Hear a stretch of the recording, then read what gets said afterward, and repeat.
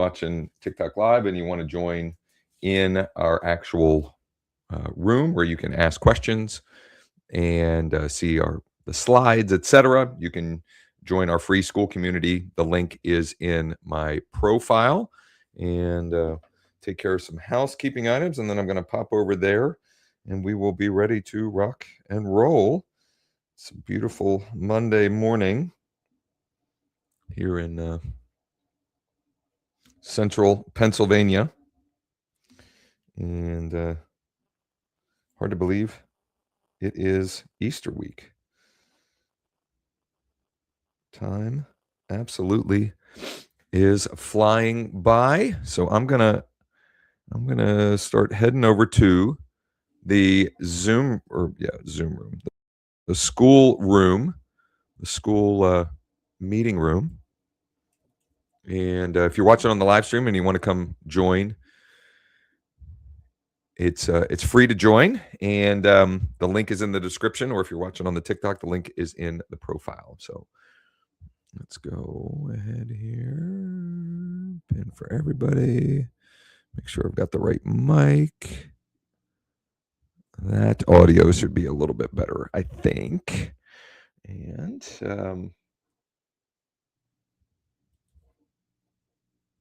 sorry, go ahead, Richard. My audio was down. All right, good. One last call. If you're watching the live stream on TikTok, you can join the community.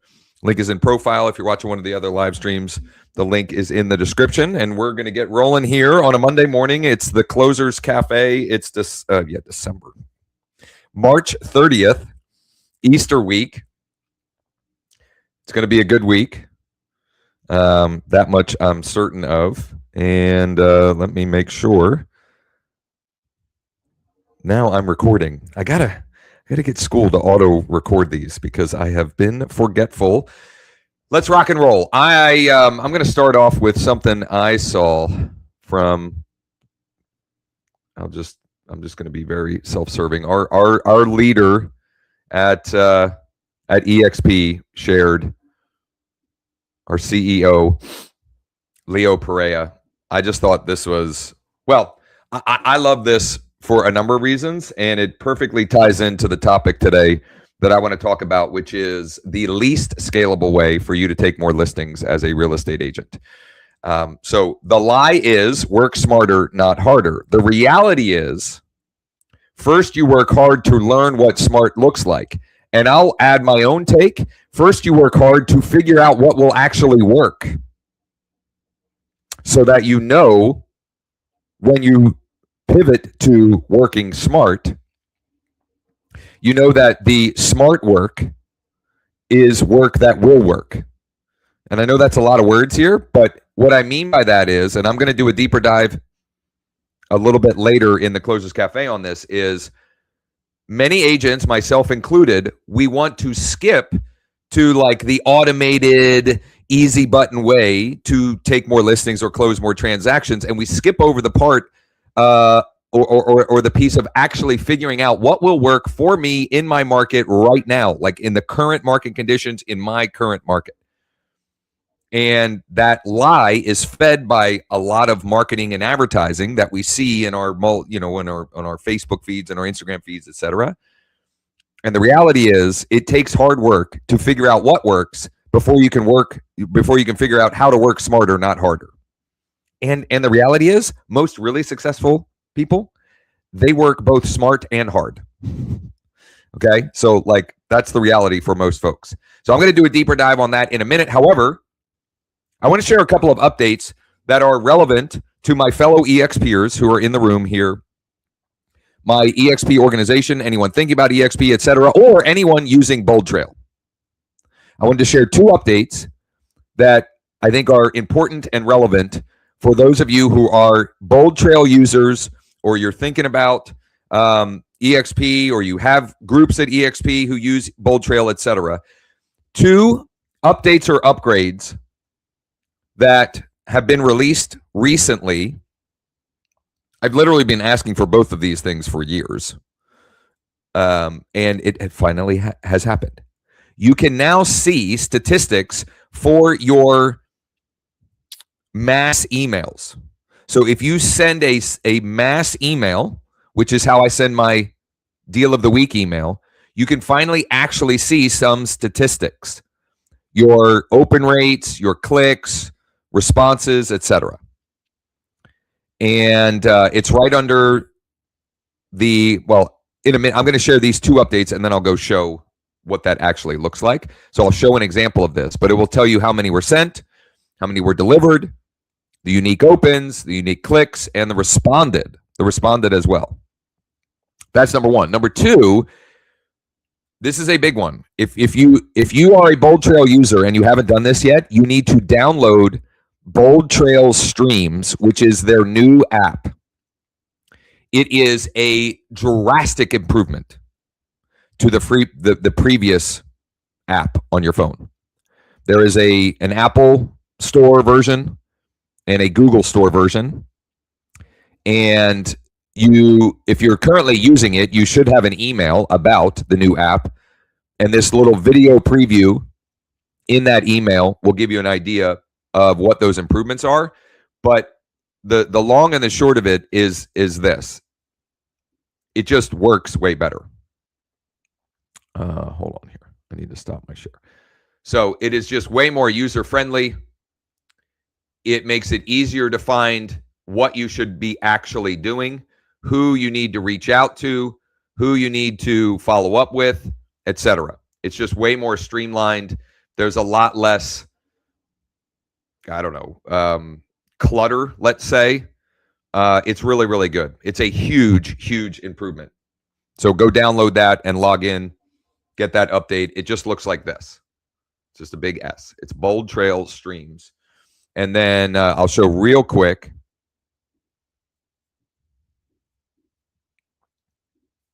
What? Well, the old one is still live, but I've deleted the old one. You can still use the old one. It still works, but I've deleted it. I'm just using Streams because most of the stuff, at least what I've found thus far, is most of the stuff that I can't do on Streams, I wouldn't want to do on Streams anyway. I'd more likely want to do it on my desktop anyway, or my laptop. I don't even have a desktop. I don't know why I said that. So, for the meantime, if you want to keep both of them, not a big deal. But I think eventually they'll phase the old one out. And then if you want to check your email stats, you go to Marketing, Scheduled Mass Emails, Get Started. Now, this is, again, this is specifically for scheduled mass emails. So you're scheduling it out to send one-to-many. For me, most frequently, that is my my deal of the week email. It will tell you the unique opens, the clicks, the replies, etc. And if I'm being very honest and transparent, my stats on that suck.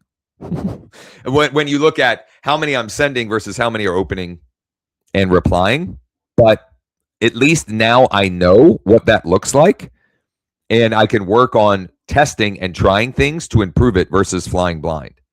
Here was one that was sent to a smaller segment. This was specifically an email that I sent to just the property owners. In other words, people in Bold Trail that I had their email and their primary address. And this had an almost 20% open rate and a lot more responses. So interesting to note one way or the other. Okay. Once again, if you are watching the live stream outside of our school community, the link to join the community is in the description. If you're watching on TikTok, the link is in my profile. So now I want to take a minute and talk about this idea, the least scalable way to take more listings as a real estate agent.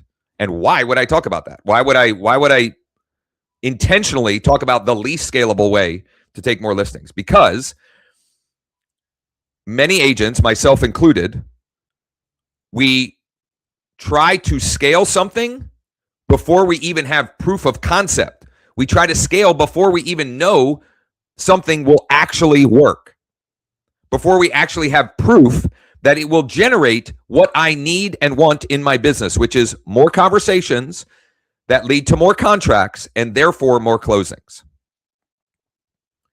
This is fed by a lot of marketing, a lot of stuff that we see in our feeds, a lot of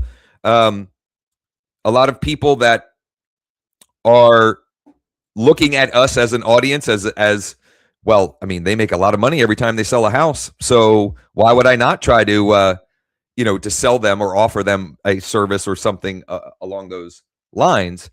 And all of us on here, I think, would readily admit that we have spent money on things because we were promised a big, bold, shiny object. And the reality is either it didn't work or you didn't do the work to make it work.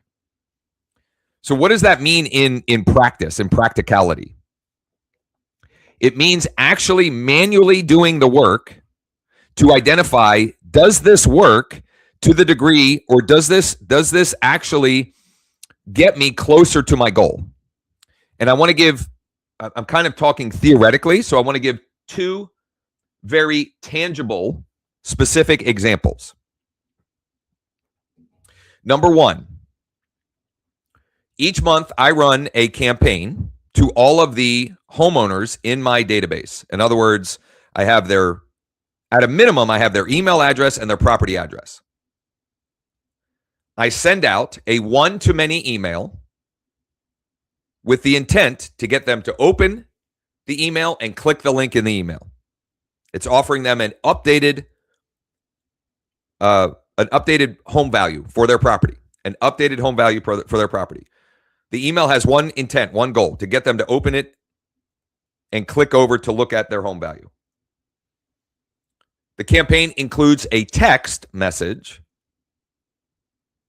If I have a working cell phone number that is still subscribed, I will send that text message to get more of them to go and look and find the email and open it and click it, etc. And I had been using that little two-step campaign for months with minimal results. I would get people to look, but it wasn't turning into actual business, actual contracts for me. And then I'm trying to think timing-wise when I started doing this. I'm going to say last January, I realized that I was relying too heavily on just the automation piece, like just assuming that if I did that work, people would just, naturally come to me and basically ask me to list their property. So I added in the third step. This has become the money step, which is to send an email to all of the people that clicked and looked at their updated home value, strategically designed to keep the conversation going, to uncover whether or not there is a contract opportunity. And the first time I did that, I manually sent that third step to every one of the people that looked at their dashboard. I manually sent it, which seems, oh my gosh, that's overwhelming, because I had 120 that I had to manually send that to. I manually sent 120 emails. And also, here's the reality. Number one, it didn't actually take that long. I had a predetermined script or template, and I literally just was, clicking away. It was under an hour to send all of those. And for the first time in my experience of doing the first two steps, it specifically turned into contracts for me. And I did that way for months. In other words, I would send the one-to-many email, I would send the one-to-many text, and the third step I would manually send, one-to-one, all of those. Until the point that I knew I had a predictable, repeatable process that got me more conversations, more closing, or more contracts and more closings. And now I have, because I'm busy and because I know it works, I have pivoted that even the third step in that process, I can do one-to-many. In other words, I've set up the system so that I can do that. Here's what I am confident of. if I had immediately gone to that without actually figuring out what works as that third step and what is the least scalable version of that is effective at getting that, who knows, right? I could have assumed that didn't work and keep chasing another shiny object. That's one version, one example. Let me give you another. It's actually the inspiration behind Lead Deck. Lead Deck we built in part because I had this Frankenstein together process that was working, but it was or became unscalable for me and definitely not duplicatable and scalable for others. Because I had all these pieces and all these steps, and my co-founder Sean and I, we would get together. We still do, not as often as I would like. We get together for coffee and brainstorm and mastermind, etc. By the way, you Founders Club members, we did that on Friday. We have some fire updates and things to bring you tomorrow on our Founders Club mastermind. Like really good stuff. Some simple things, but really, really good. Anyway, we were getting together last summer. He's asking me what's working in my business. And I explained this Frankenstein together process where I get this big bucket of data, and then I skip trace the data, and then I scrub the data, and then I export it, and I reorganize and reformat the data, and then I import it into this outreach tool, and then I scrub it 2 more times, and then I drip out messages to hope that if I start with 1,000 property owners, I get 2, 3, 4 that engage or respond or reply. And it was working to a certain degree. I was doing more deals, but it was just like, how does this scale, and how do I duplicate it? And so that was the inspiration behind Lead Deck. However, if I had not gone through the pain of figuring out that Frankenstein together process and what would actually work to some level, we would have never figured out how to actually turn this into something that is way more efficient and effective to use and will get you many more conversations, contracts, and closings from less data and less time and less steps and less headaches, technology overwhelm, etc. Would have never figured that out if I hadn't figured out what's the least scalable way for me to do this. For me to take a cold, not in my sphere of influence, not past client, etc., property owner in my market, and get them from cold to warm, engaged, to contract, to closing. I figured out the least scalable way first, and then it just so happens that inspired and continues to inspire Lead Deck and what the enhancements that we're making and adding on a regular basis. So I would encourage you, here's my call to action for you. Spend some time this week identifying where in my business do I need to take a step back and figure out an activity or something that I'm doing where I am relying on automation, where I need to figure out what is actually effective in the least scalable way first before I layer that on.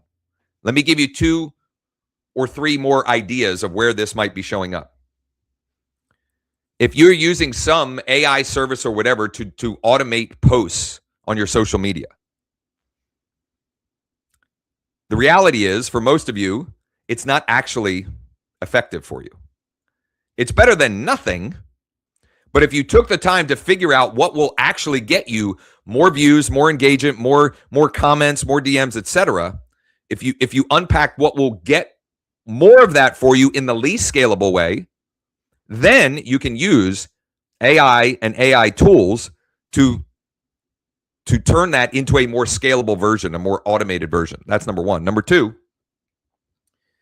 I would say in your email practices. So This would be interesting. In the comments, in the chat, okay, in the chat. And if you're watching on TikTok, you can come join our school community. It's in the profile. If you're watching one of the others, it's in the description. You can come to the school community and engage with us. In the chat, let me know approximately how many unconverted leads do you have in your CRM? Approximately unconverted leads in your CRM, because I'm doing this to make a point.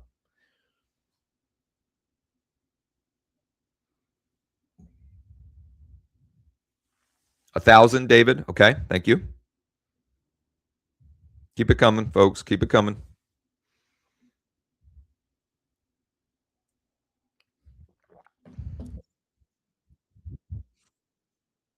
It should be bottom right corner. Is it? Is it not? Bottom right corner. 192. Mark says. 400, David. 1,000 plus, Stuart. Come on, a couple more, folks, because I know some of you on here have some contacts in there. I'm going somewhere with this, I promise. 655,000, probably 2,500. Okay, so here's another way or another variation this might look. The least scalable version. I'm gonna say Mark. So Mark has 192. One way, one example of what this might look like this week for Mark is instead of sending his deal of the week email to all 192 at one time, I'm going to challenge him to send it one at a time through his actual email client to figure out what will actually work and what the least scalable version of that looks like, so that it can then be scaled. That is inspired by the fact that I know, I see it week in, week out, the way we've built Lead Deck to push cold emails with a couple of taps while logged in from your phone to send cold emails. I get anywhere from a 10 to 20 to sometimes 30% or higher reply or response rate to cold email, because the way we've set it up is one-to-one from an actual Gmail account. And I know that James is in the same boat as me. So if you send 5,200 emails through Bold Trail, you will get some replies and you will get some conversations and uncover some opportunities for contracts and therefore closings.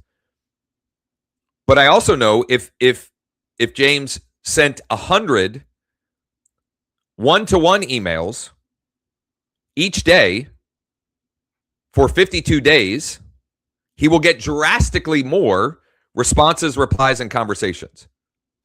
So then it's how do we marry the two? And I'm not saying I have the answer to all of that. I'm saying for many of you, it will be eye-opening to see what that looks like, and then to determine, okay, what do I do with that information? How do I take knowing this? How do I marry the two ideas?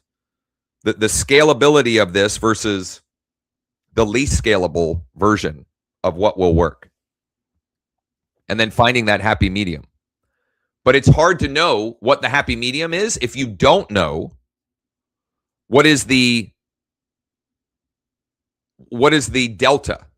What am I not getting by doing it this easy button scalable way versus the least scalable version? I don't know if this made any sense or was helpful at all, but it was on my brain and on my heart, and I wanted to share it.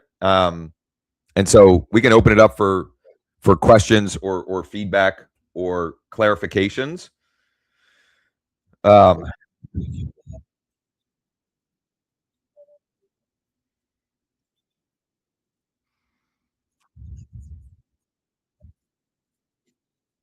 Yep.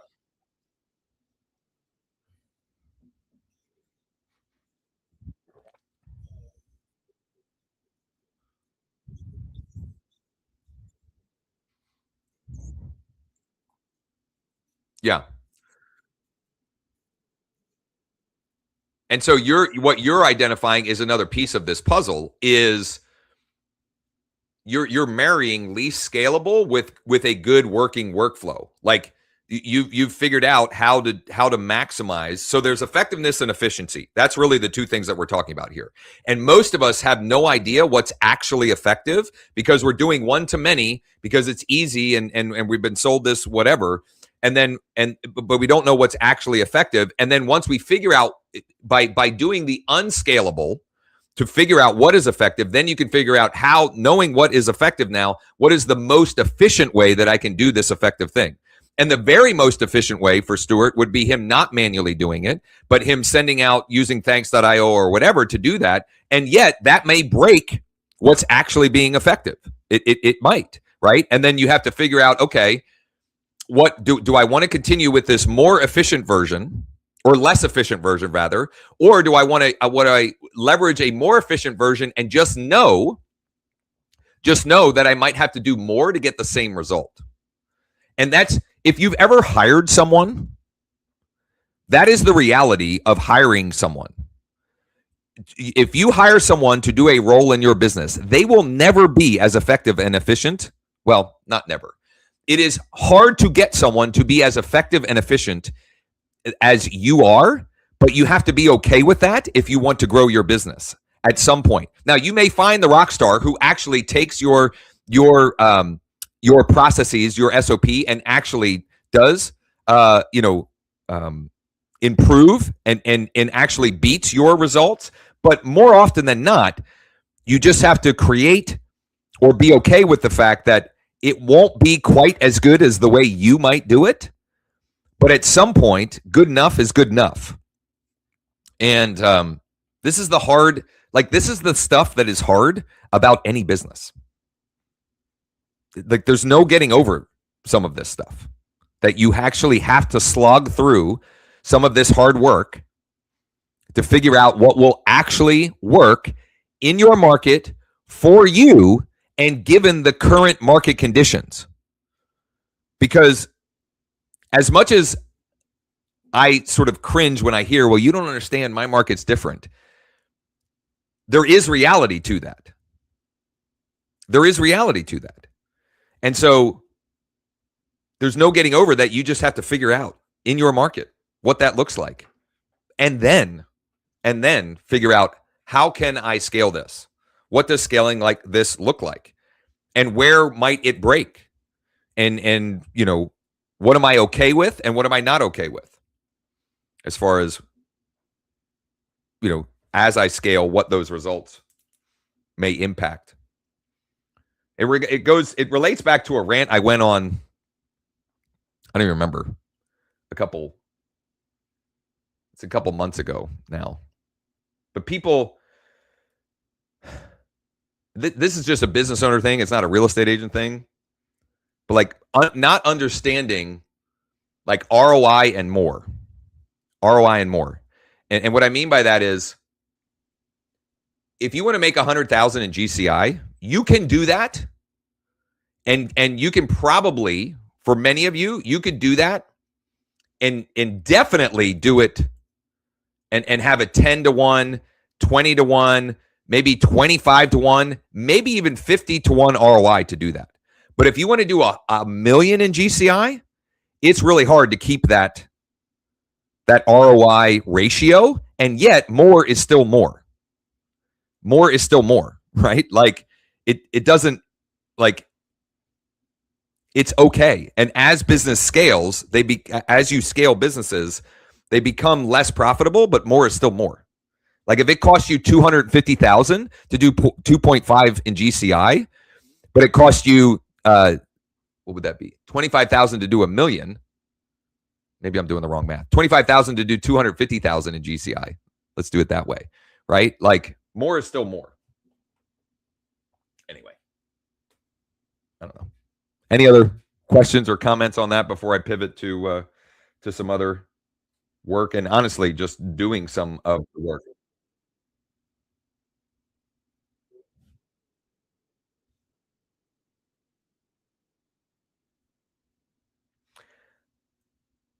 I'm saying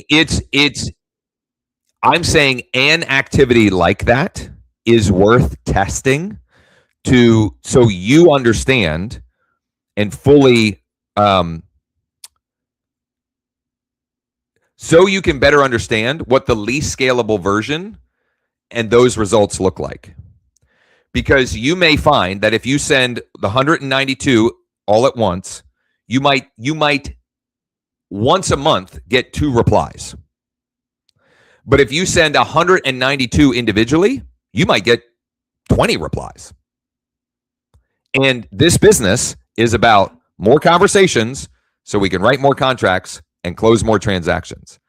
And so what do you do with that information if that works? Well, there are other ways that those emails can be sent besides you manually sending them one-to-one and you sending them with a scheduled mass email. But until you know what that delta is, meaning I know if I manually send 192, I get X replies, and if I send 192 all at once, I get Y replies. Until you understand that delta, you won't know, is it worth figuring out the less scalable version, or should I just... So the other piece of this is, what if I add a 0 to this? Instead of sending it to 192, what if I'm sending to 1920, right? Well, then it becomes, a new dilemma, a new problem to solve. So I was just using that as an example. I'm not even saying you absolutely should do that, but I think it would be eye-opening to you if you did, to see how many more replies and responses you would get done that way versus Bold Trail. And this isn't a knock on Bold Trail. This is any mass emailing platform.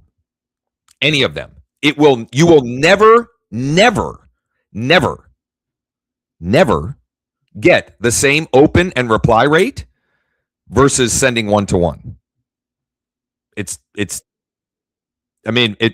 Not with Go High Level, not with Lofty, not with Get Response, not with MailChimp, not with any of them, right? But you, at some point, you get to a point where you can't possibly do the less scalable version of that.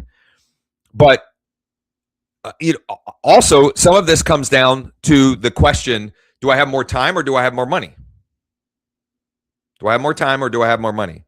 If I have more money, I can spend that money to put more people in the bucket so that I can have more of those people in conversation. If I have more time, and I know that if I manually send out my deal of the week to all 192, and I do that every Wednesday morning, and I know that each time that I do that, I get X amount of response or replies, it might be something where I'm going to do this for a quarter.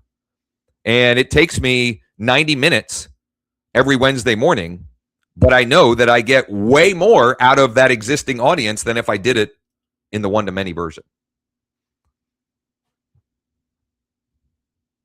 I don't know if that was helpful, but it was just something that was on my mind, and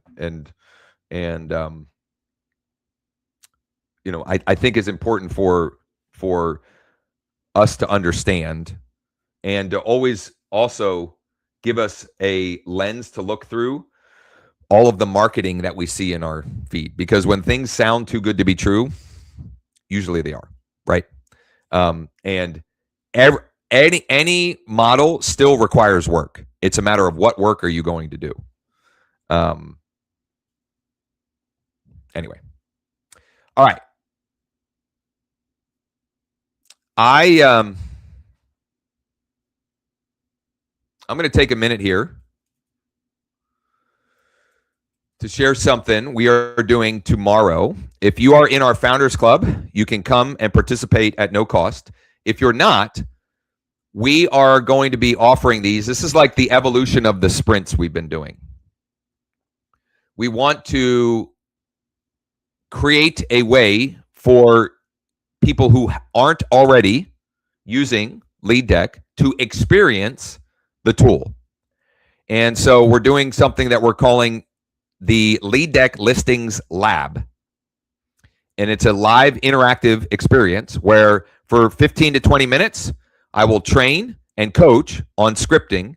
50 minutes, we will actually do the work together of logging in and tapping to more contacts and conversations, and then we'll regroup and debrief at the end and outline next best steps for folks. If you are not currently using Lead Deck, you can sign up. It's $100. And if you actually come and participate, you can get your money back, or you can credit it towards one of our licensing packages. It's totally up to you. But you can go to leaddeck.ai/lab, leaddeck.ai/lab. And I anticipate us doing these every week with few exceptions, and they will continue to be available to the current Founders Club members or Lead Deck licensees. And it's just a good way for folks to experience the app in real world experience, and not me explaining how cool it is or trying to demo it in a video. So you can check that out if interested, and we'd love to have you. We have a couple of folks signed up thus far for tomorrow, and we'd love to have a Zoom room full of folks for that. And for Founders Club members, you should have the link. Well, Sean will be sending an update email. That will be at 11 a.m. Eastern tomorrow, Tuesday, March 31st. And I'll make sure, if you're in here and you want the link, let me know. But Sean should be sending that as well. All right, the rest of the time here, I'm going to spend about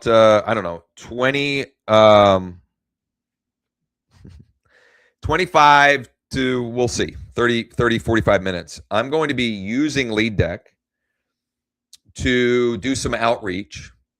And let me sort of tee this up. Oh, I am sharing my screen. You guys can see my screen? Yes? Still getting used to this tool. So I met with a client on Friday who he's part of a larger group, and they have a number of multifamily properties. And I will likely be listing at least 2 of them in the next, maybe as soon as this week. But they have 4 or 5 others that they eventually want to list, but are absolutely open to selling them off market without, actively listing them in the MLS. I'm going to take one of them and walk through my plan for bringing a buyer before we even go live, and also in that work, uncovering more opportunity as well. And multiple prongs to this. Number one, I'm going to use Lead Deck to find the active buyers in that zip code, and I will do outreach. Number 2, I am going to, in my MLS, go and find the buyer's agents who sold similar properties in the last 90 to 180 days to see if their clients are looking to add to their portfolio. I mean, why not? Okay. Specifically, when I've got a property where that scenario would be a likely investor who might be looking to add to their portfolio. Like, that strategy doesn't make sense if I'm sending or if I'm selling, if I'm selling a property in my neighborhood. Okay. In that case, I will just do the reverse prospecting once we actually have it coming soon or actively live on the market, right? This is specifically an opportunity with this type of property.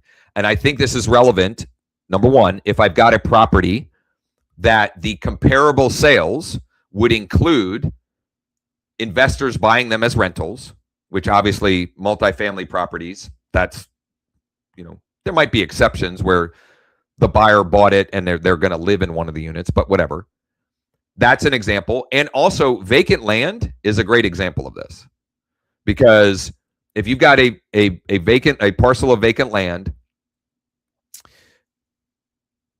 those buyer agents that brought them, they may be developers or people that they're just acquiring land to hold, right? So I think that's a great strategy to implement in those scenarios. I'm going to start with lead deck, and I'm going to go to buyers, and I'm going to start with, this is the one that we're most likely to list the soonest. This doesn't make any sense to me. The 0 multifamily. I'm going to have Sean take another look at this, because I know that there are multifamily properties selling in this zip code, and so it tells me something. We still need to make improvements to the way that we're mapping the data. But regardless, it's easy enough for me to call these other 24, and I'm going to call all of them because I have an off-market asset that would be of interest. So what I'm going to do first is we're going to create that target, and we'll put it back in here.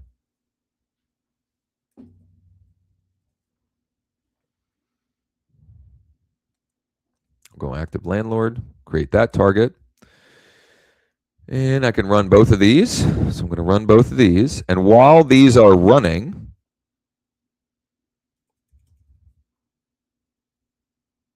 I'm going to pull up my MLS, show you what that will look like as well.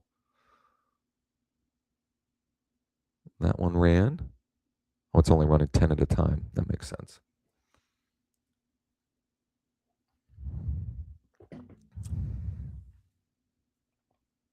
All right, well, that's working. I'm going to go over here, and I'm searching multifamily, and I'm going to search 17102. And I don't care about the active or coming soon. I want the pending and the closed.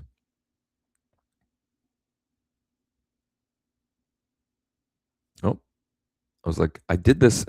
I did this work to make sure that there were results. What did I do wrong? I put the zip code in the city, in the postal city, not in the zip code. That's why it was saying 0. So there are 11. There are 11. 11 that 3 are pending, and 8 are closed. So I'm going to, all this will look like is as follows. And this doesn't have to be, I'm going to skip Wendell. Only because that's cheating. I've known Wendell and I've known Wendell for 20 years, and he and I are partners in transactions. Oh, look at Wendell. He's killing it. I'm trying to find one where I don't already know the agent. There we go, Michael. I do actually know him, but not like I know Wendell. So let me call Michael. Oh, no, I'm sorry. The selling agent was Damaris. The listing agent was Michael. Maybe I was looking at that wrong. Geez, let me go back through these. I think Wendell was the listing agent on all of these. I want the selling agent. Well, he was the listing agent and the selling agent on that one and that one and that one. Okay, so I could have just skipped those. But Damaris, let's talk to Damaris.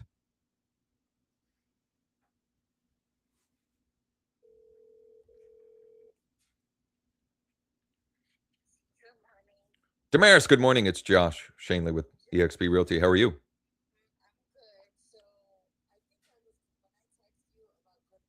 Yeah.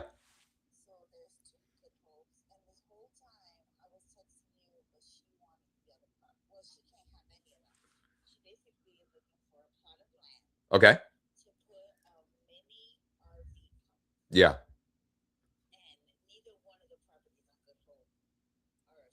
Totally. Yeah. I absolutely. In fact, I have that saved in my notes in my phone with your information. However, that is not why I was calling.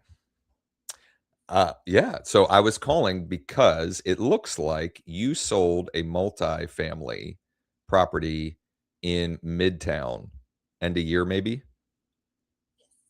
Is that client looking for any other multis in that area?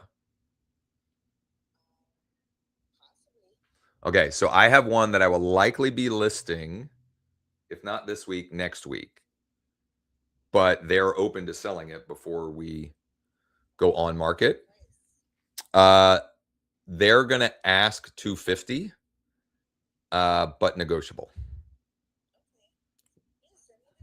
Yeah, I'll send you the address when I hang up. Awesome. Thank you, Damaris. I appreciate it.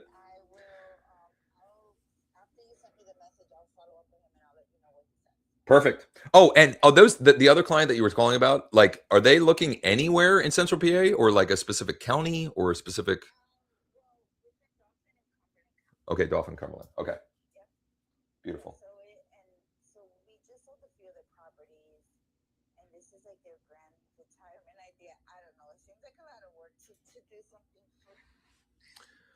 I have a couple of parcels in northern Dauphin County, one of which could be perfect for this. It's like 3 acres. It's on it's got like a little creek. I forget what creek it is. I think the zoning would allow it. Um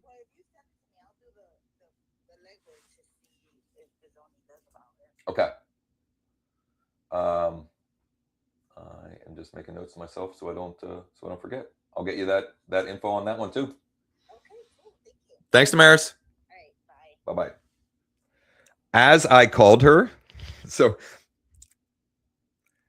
I have her saved, but she never. So she'd been texting me about a listing of mine, and for whatever reason, I didn't ask her what her name is. But I put in the notes what our conversation was and what she was looking for. So when I called, I hand pecked in the numbers and then I called and it says agent looking for small for wooded land for small RV park. So I was like, oh, I know who I'm calling now. I just didn't have the name, so now I've saved it and added it there. And I need to send her the address of this multifamily.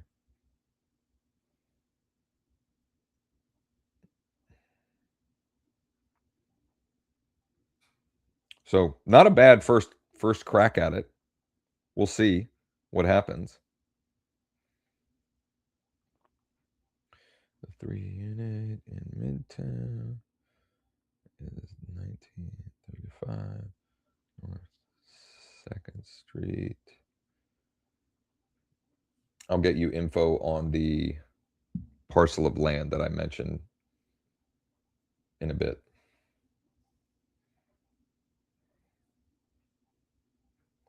Okay. So I'm going to do one or two more of these, and then I'm going to do one or two more in lead deck just because I want to provide context on a couple of different things, and then I'll share the last. So I have 3 things that I'm going to do in order to find the actual buyer for one of these, and there will be multiple of them. And then B, also, regardless of whether or not I find the actual potential buyer, create more contract opportunities, client opportunities, etc. Now, going right to, oh, you know what I shouldn't have, I should have done? I should have asked her if she's got anything off market that would be good for an investor. Should have asked her that too, but yeah, well, sometimes. What am I calling?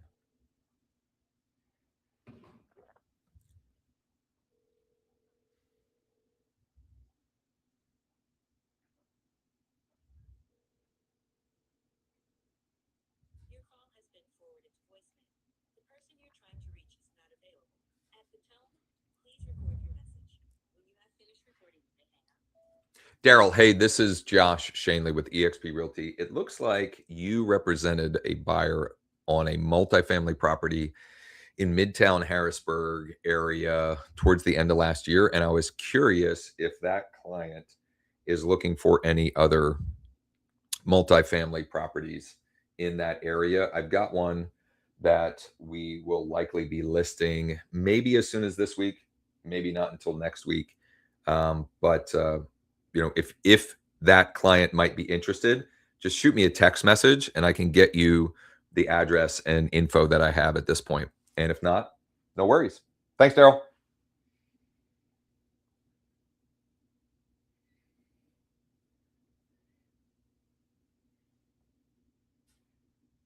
Hey, Daryl. This is Josh with eXp Realty. Just left you a voicemail about a 3-unit we have that will be available soon in Midtown Harrisburg.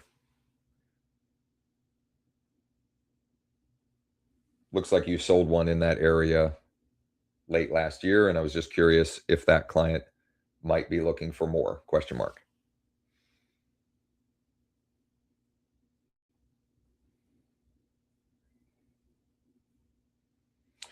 As I'm doing this,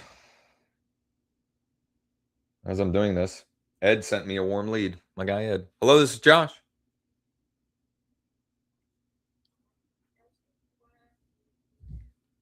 I don't know what was going on there.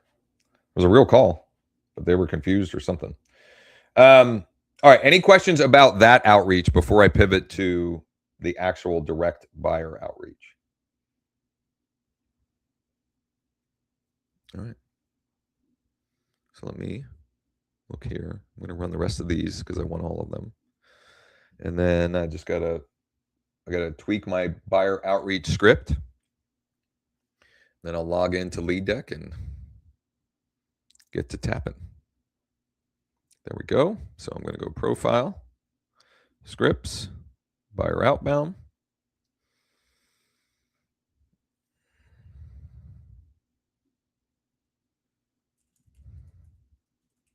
All I'm doing is changing the area. So hey, first name, this is Josh with eXp Realty. Looks like you're a pretty active multifamily investor in the Midtown Harrisburg, any area. Looking for any deals right now or know anyone who might be, question mark. Email, off market multi-family property in Midtown.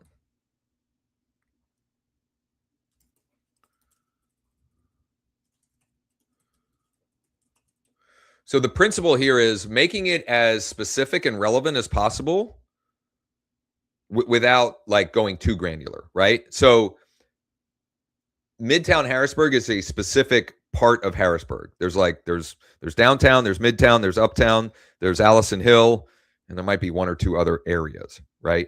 And people that buy in that area know what I'm talking about. Like they'll know what I mean. If that weren't the case, I would just be saying Harrisburg area, and I would probably reference the specific zip code because Harrisburg, this is in the city proper, and it varies greatly zip code to zip code, what demographics, price ranges, etc. So looks like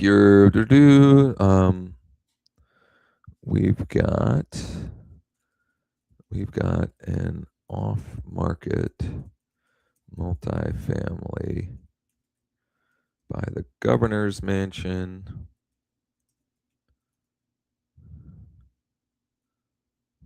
That we will likely be listing very soon. Interested or know anybody who might be, let me know either way.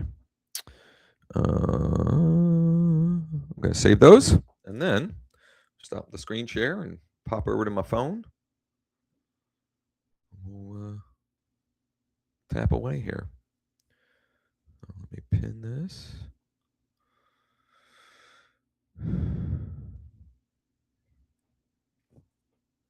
Now, I love doing this kind of outreach because calling the targets that I'm about to reach out to, it's hard to get 3 no's. It's hard to get, no, I'm not interested in this one. No, I'm not interested in anything. And no, I don't have something that I would consider selling right now. It's possible, but it's very likely they're looking to do something. All right, first one here. So I've got mobile number DNC, landline. I'm guessing it's not active, but I'm going to try.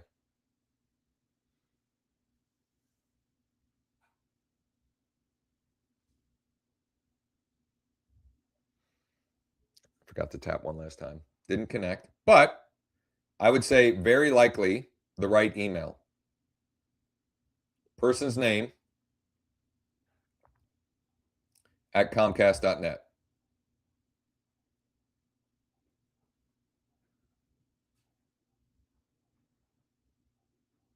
And we'll go to the next one. 9 properties, 4 million in value, 2.4 in equity is this one. The best number, it's got 2 landlines.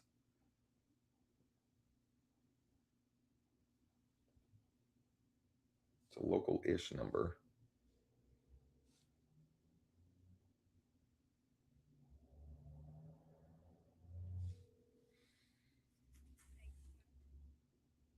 Yeah, I was trying to reach Adam.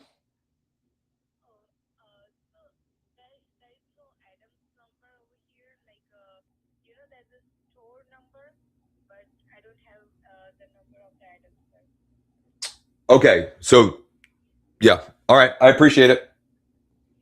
Bye bye. It seemed to be a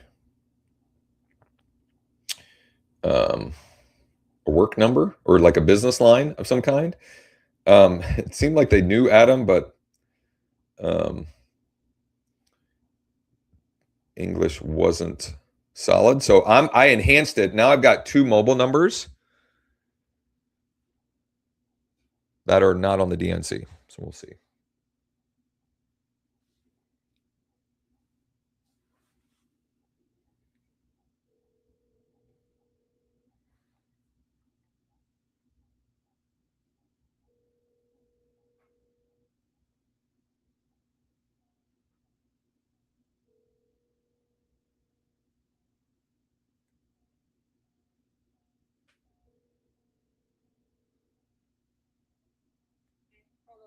Yeah, hi, I'm trying to reach Adam. Wrong number. Sorry. These are probably tenants of Adam's, if I had to guess. But I'm going to keep trying.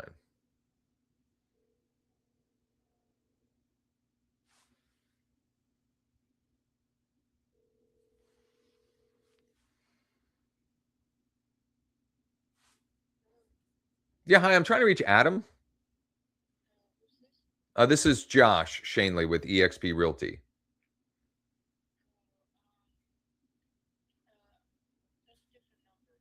Different number. Do you have a number for Adam by chance? It's nothing bad. I'm just trying to reach out to him or reach him about a 3 unit we have available in Midtown Harrisburg.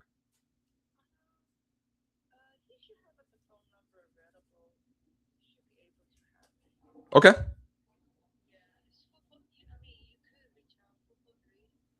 Mm-hmm. Mm-hmm. Awesome. Thank you so much. Super helpful. Bye bye. She went from you should be able to find it. It should be pretty easy, and then she just gave me the number. So let's see if I can grab him.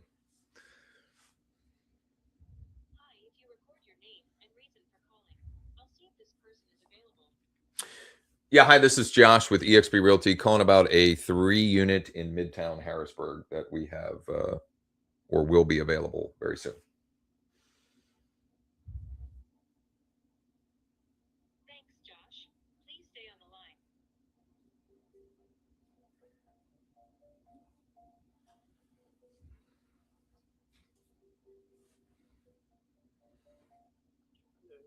Yeah. Hey, is this Adam? Adam, hey, this is Josh Shanley with eXp Realty. How are you this morning? I was calling because it looks like you are a pretty active investor in Midtown Harrisburg area. Is that right? We've got a 3 unit coming up that I'll likely be listing later this week, maybe next week.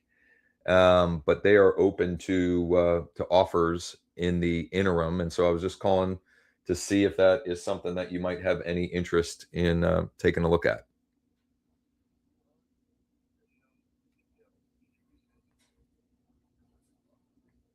I'm sorry, say that again.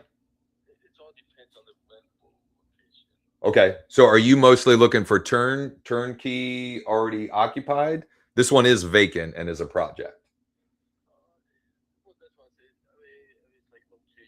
Sure. Yeah.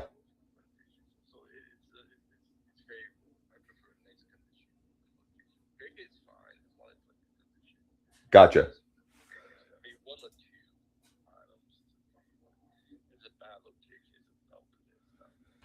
It's great location. It's not in great shape.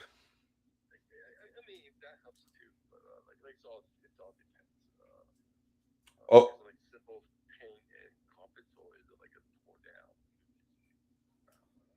I mean, it depends on what to what degree you want it. You want to update it. Sure.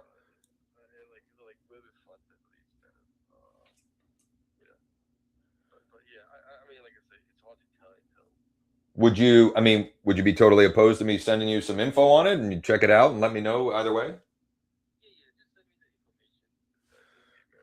Text it, email it. What would you prefer?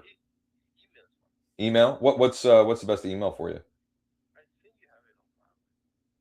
I don't, unless yeah, I don't.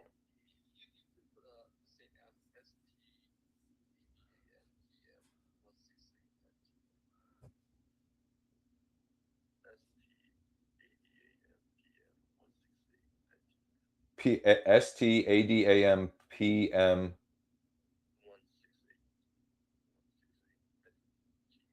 Got it. Got it. I'll get you some info this morning, and either way, whatever you think on it, just let me know, and I'll certainly keep you in mind on anything else in that area as well. Is that the main area that you focus on in Harrisburg, or?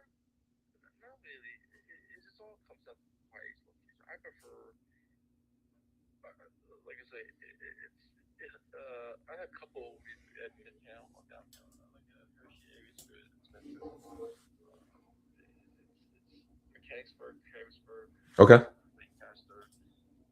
And you prefer multis? Yeah.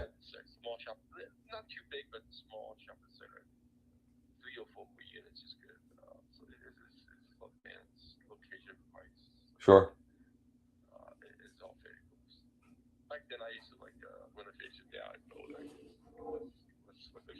Yeah. Yeah. I got you. I got you. Well, I appreciate you taking my call.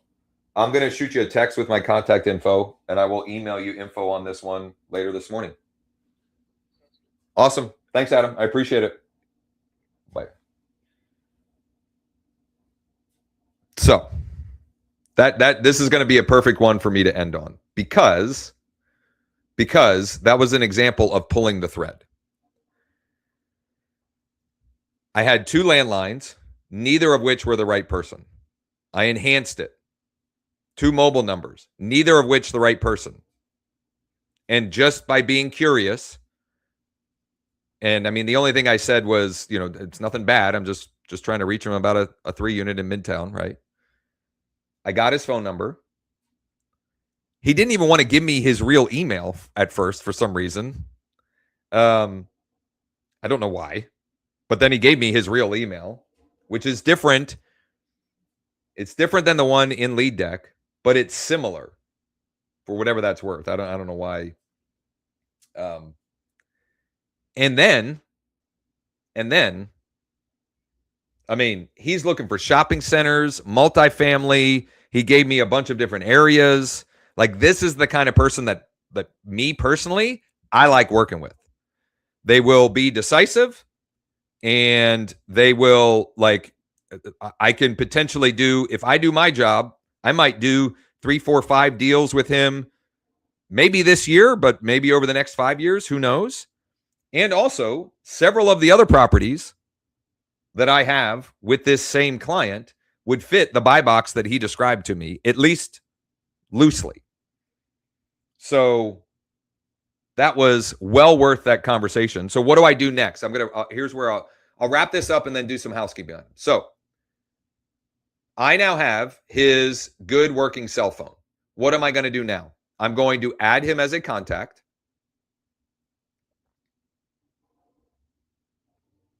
One of the real estate agent that I left a voicemail on, he just texted me back. So that is a plus as well. Okay, so multifamily investor.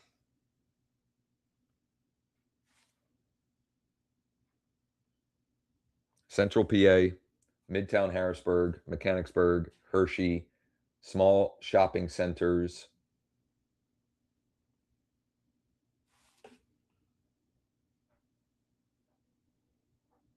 I'll add that. I'm going to add his email to this.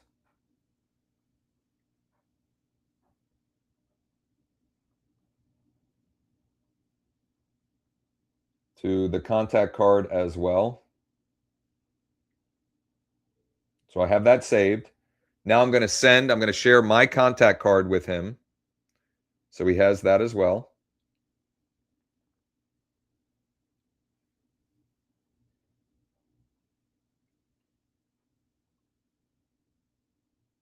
There he is. Thanks for taking my call. Period. I'll get you info on the one I was referencing in Midtown. I have a few others that, based upon what you shared, may also be of interest. So I'll send you some info on those as well.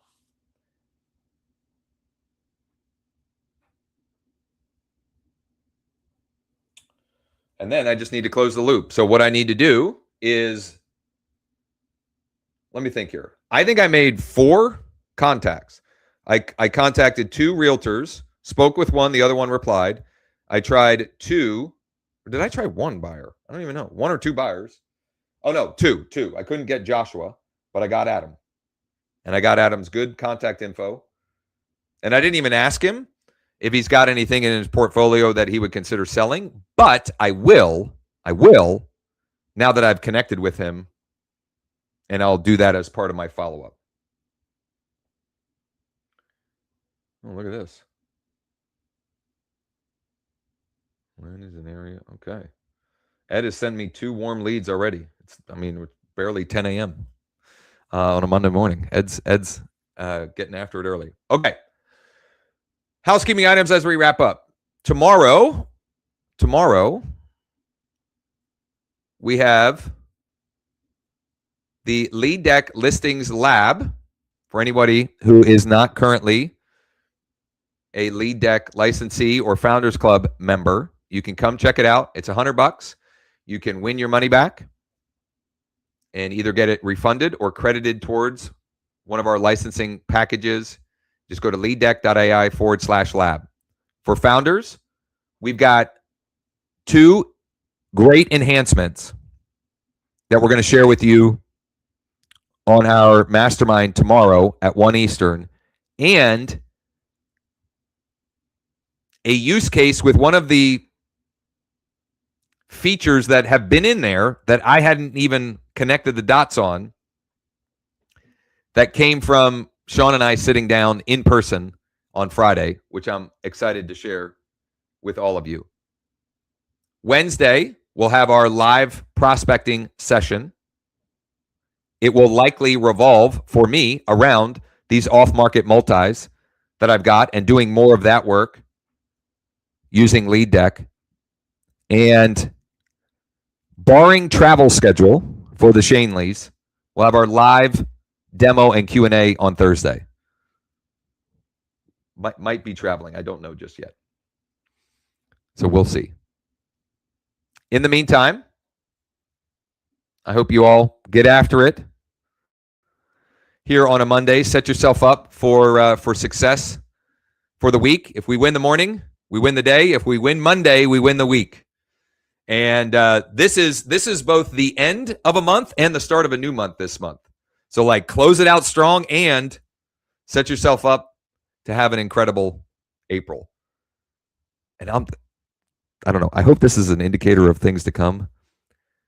I totally forgot to share one of my listings under contract Friday. I thought this thing would have sold a month ago, but better now than never, I suppose. And so I hope that starts a domino. And I've got more of mine. I think that leaves 9 active, and I've got another 2 to 6 potentially with this client coming. So you guys know how to reach me if you need help, and let's make it a great week.